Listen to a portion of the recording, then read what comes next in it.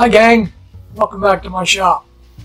I've been watching a lot of turning videos lately and I've been inspired to get back into the wooden lathe project. I must admit I'm feeling a bit overwhelmed with it. I did the lathe build, the workstation build, and then the storage build. And I think I'm going to do the sharpening system in 3 parts as well. The jig mount with stems, Marius Hornberger's jig, and some attachments for sharpening of the various tools. So let's get started on part 1.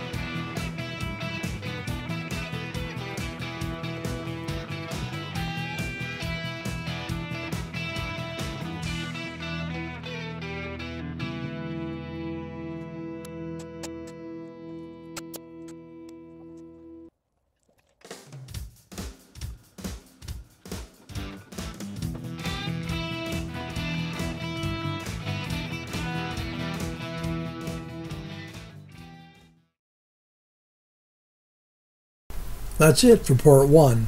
In part 2, I'll make a CNC version of Marius Hornberger's sharpening jig. Thanks for watching. Please like and share. If you haven't done so, please click the logo to subscribe.